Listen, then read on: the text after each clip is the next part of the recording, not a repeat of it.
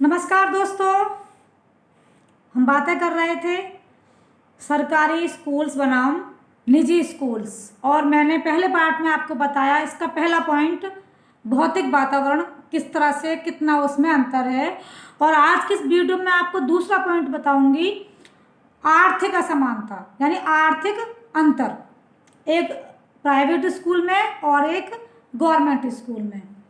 तो बिल्डिंग हमने देख ली है, भौतिक हमने वातावरण उसका देख लिया है, किस तरीके से कैसे उसकी बिल्डिंग होती है। अब हम देखते हैं आर्थिक अंतर। प्राइवेट स्कूल में जो बच्चा जाता है वो पेरेंट्स, उनकी आर्थिक स्थिति अच्छी होती है।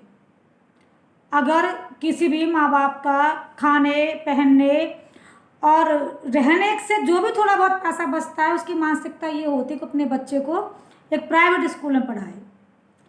तो इसका मतलब उनकी स्थिति अच्छी होती है, वो अच्छी मोटी फीस भर सकते हैं बच्चों के स्कूल की, उन्हें अच्छी ट्यूशन भी दे सकते हैं, उनकी यूनिफॉर्म खरीद सकते हैं, महंगे कोर्सेज, उनके बहुत सारी चीज़ें वो अफोर्ड कर सकते हैं। यानी कि उनकी इकोनॉमिकल कंडीशन अच्छी होती है, क्योंकि गरीब लोग प्राइवेट स्कूल में अपने बच्चों को नहीं पढ़ा सकते।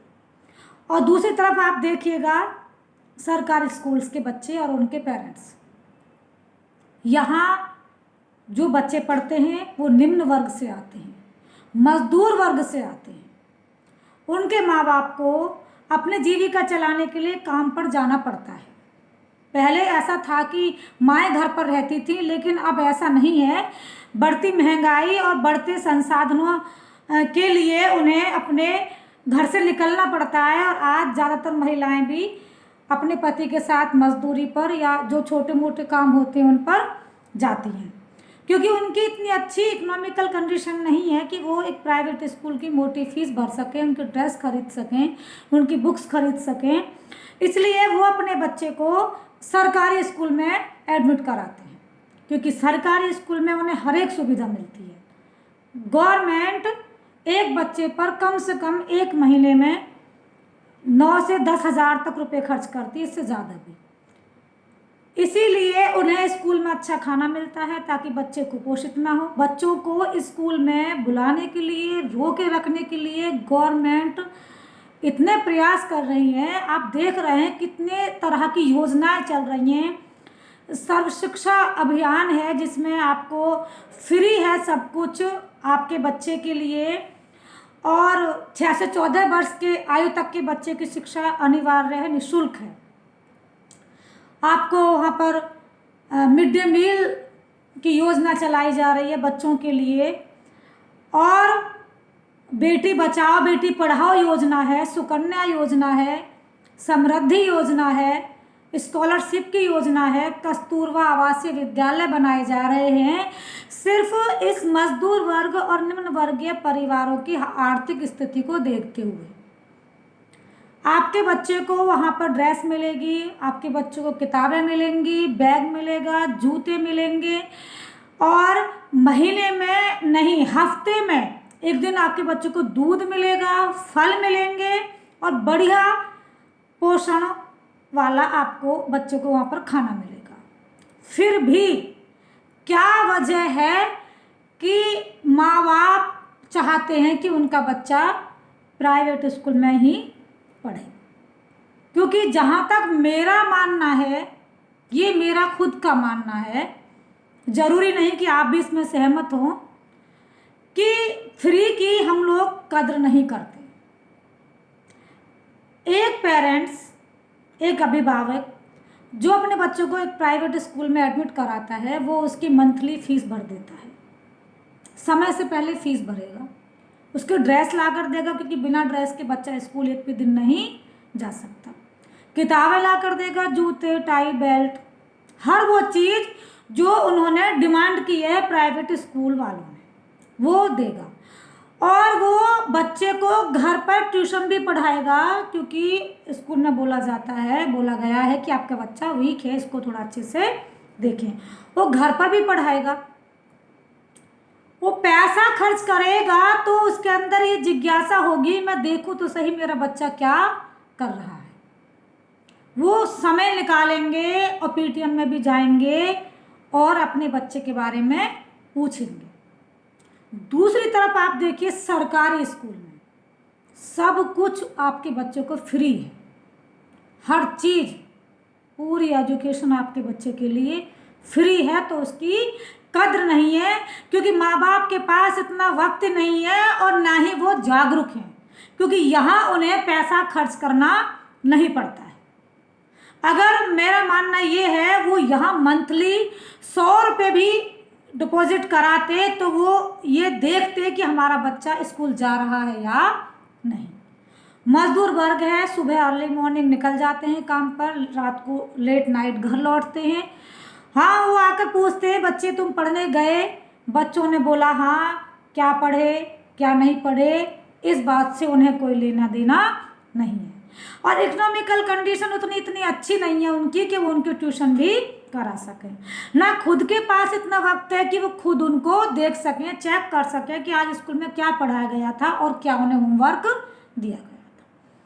मेरा ये मानना, जितना ध्यान एक टीचर्स पर दिया जाता है, टीचर्स की कंपैरिजन की जाती है, क्या कभी अभिभावकों की कंपैरिजन की है किसी ने? कि प्राइवेट स्कूल के अभिभावक और सरकारी स्कूल के पेरेंट्स में कितने डिफरेंसेस हैं। और एक बात और, जहां पेरेंट्स पैसा खर्च कर रहे हैं वहां जब वो पीटीएम में जाते हैं तो टीचर से सुनते हैं तुम्हारा बच्चा ठीक नहीं चल रहा है, जबकि उन्होंने अपने बच्चे के लिए भरसक कोशिश की और जब उसको एडमिट कराया गया तो उसका टेस्ट भी हुआ, यानी क्रीमी लेयर दिया गया वहाँ पर, और फिर भी उसके बाद जैसे वो क्लासेस में बढ़ता चला गया वो डल होता चला गया। एक क्रीम बच्चा जिसको वो सारी फैसिलिटी दी गई जो एक अच्छे बच्चे के लिए अवेलेबल होनी चाहिए कि हाँ भाई उसको पढ़ाई में क्या क्या ज़रूरतें हैं, एक वो बच्चा जो सरकारी स्कूल में है, जो हो सकता है वो 8 साल का हो गया हो, 9 साल का हो गया हो और कभी स्कूल ही ना गया हो, लेकिन हमें सरकार की पॉलिसी के अकॉर्डिंग उसको सरकारी स्कूल में उसकी एज के अकॉर्डिंग ही उसके क्लास में लिया जाएगा। अगर 7 साल का बच्चा है तो वो 2nd क्लास में आएगा और 8 साल का तो वो 3rd क्लास में आएगा, चाहे उसने स्कूल का मुँह देखा हो या ना देखा। डिफरेंसेस देखिएगा, कंपैरिजन तो करना, लेकिन डिफरेंसेस देखिएगा कि एक बच्चा जो क्रीम लेयर है जो एडमिशन ले रहा है प्राइवेट स्कूल में, एक बच्चा है जिसने कभी स्कूल नहीं देखा है, उसे ए आ ई ई वहीं पर सीखना है।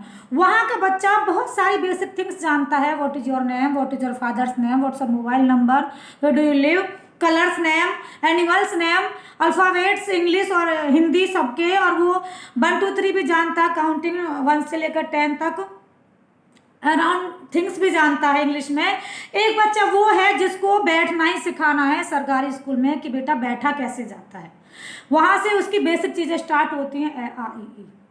उस पर भी वहाँ जब वो पेरेंट्स पीटीएम में जाते हैं प्राइवेट में तो उन्हें सुनना पड़ता है आपका बच्चा ठीक नहीं है, पढ़ाया, क्रीम था, ट्यूशन भी दी, घर पर भी पढ़ाया, फिर भी वो डल हो गया। एक बच्चा जो आपका सरकारी में गया, कुछ नहीं जानता था, टीचर्स ने उसको बैठना सिखाया, बोलना सिखाया, पढ़ना सिखाया, लिखना सिखाया, वहाँ पर जाकर आप उससे कहते हैं आपने क्या पढ़ाया मेरे बच्चे को, जबकि ना पेरेंट्स ने घर पर देखा वो क्या पढ़ रहा है। मैं सोचती 5% पेरेंट्स हैं जो अपने बच्चों को देखते हैं कि हाँ हमारा बच्चा पढ़ रहा है या नहीं, 95% नहीं है। वहाँ वो टीचर्स पर आकर धौंस जमाते हैं आपने मेरे बच्चे को क्या पढ़ाया। एक बेकार बच्चे को, बिल्कुल बेकार नहीं कह सकते, सॉरी, एक बिल्कुल ऐसे बच्चे को जो कच्ची मिट्टी है, कच्चा घड़ा, उसको ढालने का काम सरकारी टीचर ने किया, उसको आगे बढ़ाया, और वहाँ भी उसको सुनना पड़ा कि आपने मेरे बच्चे को क्या पढ़ाया। और आप ये मत सोचिएगा कि सरकारी स्कूल के बच्चों में टैलेंट नहीं होता। मैं आपको बता दूं 20% बच्चा हर क्लास में ऑलराउंडर होता है, 10% तो टॉप होता है, बस उन्हें कुछ सुविधाएं नहीं मिल पाती जो एक प्राइवेट स्कूल के बच्चों को मिल जाती हैं।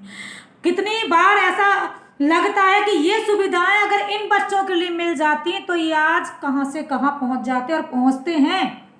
आप सरकारी स्कूल के बच्चे को इतना कम ना कीजिएगा, वो संस्कार जानता है, बड़ों से कैसे बातें करनी है, किस तरह से बातें करनी है, उसको पता है, क्योंकि उसको संस्कार की शिक्षा दी गई है एक सरकारी स्कूल में।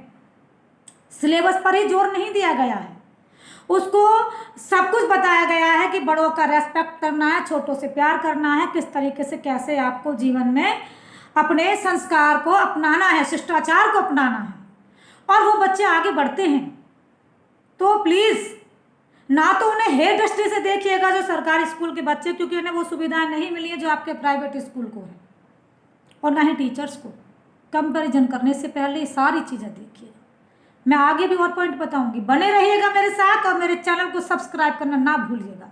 मैं आपको बहुत सारे पॉइंट्स बताऊंगी कि कैसे अंतर है और क्यों इनका कंपैरिजन नहीं करना चाहिए। धन्यवाद।